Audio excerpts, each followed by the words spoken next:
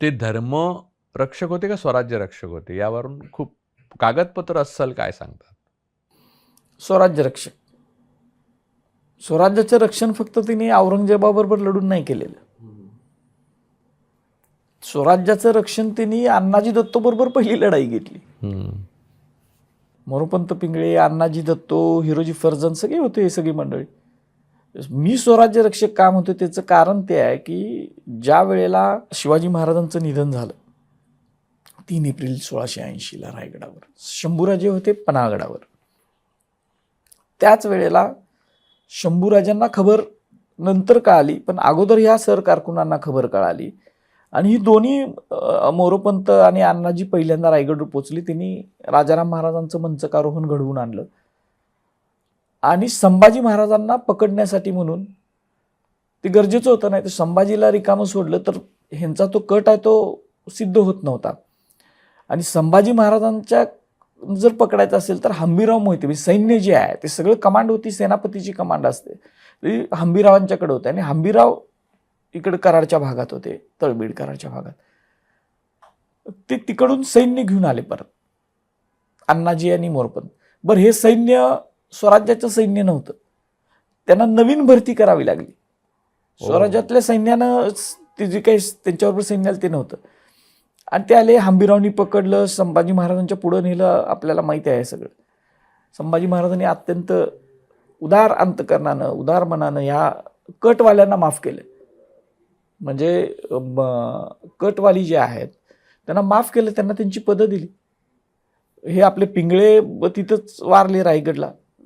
पण परत ज्या वेळेला सगळं स्थिरस्थावर होतंय असं वाटलं त्यावेळेला अण्णाजीनं, सुलतान अकबर आलेला होता औरंगजेबाचा मुलगा, त्याच्याशी संधान बांधलं की तुला स्वराज्याच्या गादीवर बसवतो. म्हणजे सुलतान अकबराला स्वराज्याच्या गादीवर बसवायला निघालेली मंडळी होती.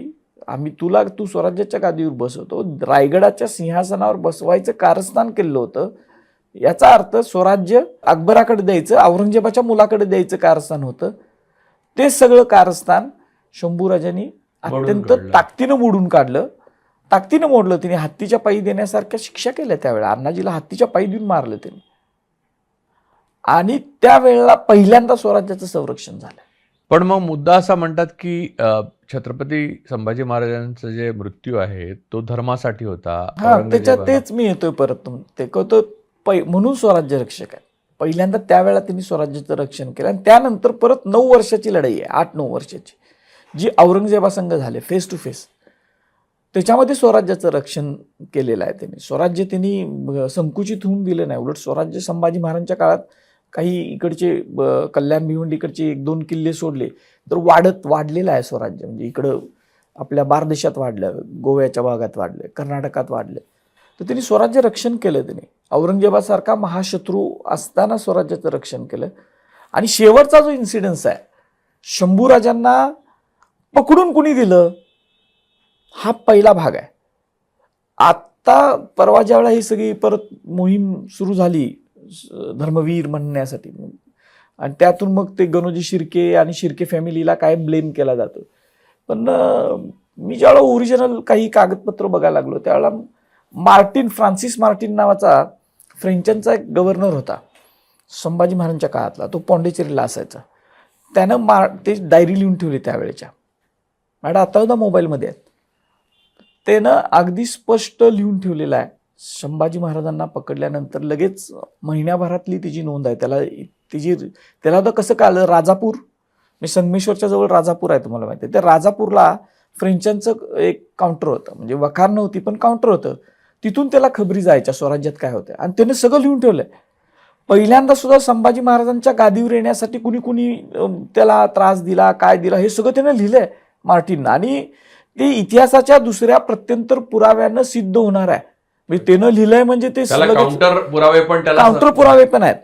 तसाच एक पुरावे पण ह्याला सप्रमाण सिद्ध करणार आहेत त्याच्या लिखाणाला 100% आहेत. आणि एक नाही आहेत, 2-3 आहेत. म्हणजे पहिल्या ह्याला.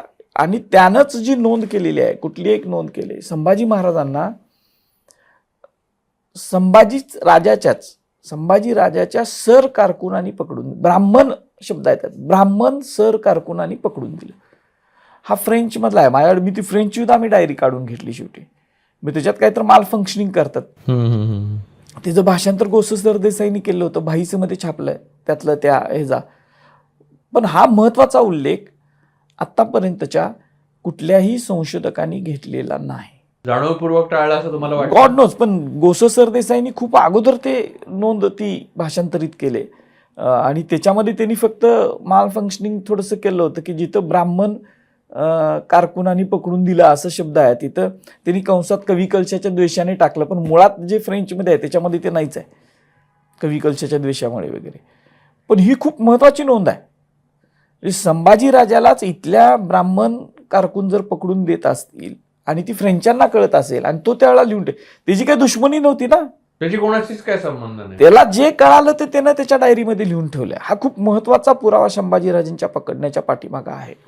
आणि ज्या वेळेला शंभूराजांना पकडून औरंगजेबाच्या समोर नेलं, जे बहादूरगडामध्ये ज्याचं नाव आहे आपल्या श्रीगोंद्याच्या जवळ आहे, तर त्यावेळेला आपली डॉक्युमेंट्स आपल्याकडं काहीच उपलब्ध नाही आहेत. म्हणजे तिथं काय घडलं नेमकं हे सांगणारी सगळी आहेत ती सगळी औरंगजेबाच्या बाजूची डॉक्युमेंट्स आहेत.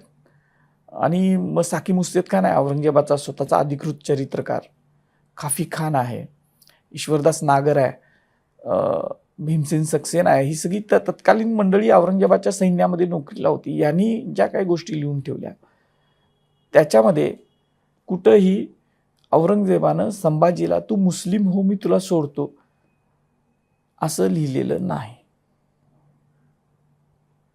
हे सगळं आलं जे सुरुवात आहे संभाजीराजाच्या ह्या तू मुस्लिम हो मग सोडतो, चिटणीस बखर हा त्याचा बेस आहे. पहिला चिटणीस बखरमध्ये आलं. मनुचीनं लिहिलंय पण ते वेगळ्या अँगलनं लिहिलंय. म्हणजे संभाजी महाराज कसे बदफैली होते मनुचीनं लिहिलंय.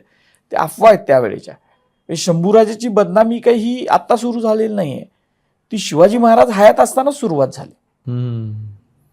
म्हणजे तुम्ही आज सुद्धा ती बदनामीची केंद्र व्यवस्थित चालवली गेलेली आहेत. आणि मग औरंगजेबानं त्याला शंभूराजांना विचारलं, तेव्हा रुहुल्ला खानाच्या मार्फत विचारलं, आणलं त्यांच्यासमोर. औरंगजेब नमाज पडला. शंभूराजानं समोर आणल्यानंतर तो शुक्रानेचा नमाज असतो माहिती मुसलमानांच्या पद्धतीने. त्याला खूप आनंद झाला की आता शिवाचा काफर संभा आपल्याला सापडलाय आणि आता मराठ्यांचं सुद्धा राज्य गेला आणि भारतामध्ये मी एक क्षत्रिय अंमल सम्राट झालो खऱ्या अर्थानं, असं त्याला आनंद झाला असेल. पण रुहुल्ला खानाच्या मार्फत संभाजीराजांना त्यानं विचारलं की तुला माझ्यातलं कोण कोण फितूर झालंय ते सांग आणि तुझा खजिना कुठं आहे आणि तुझे गडकट सगळे दे. हे एवढेच प्रश्न आहेत.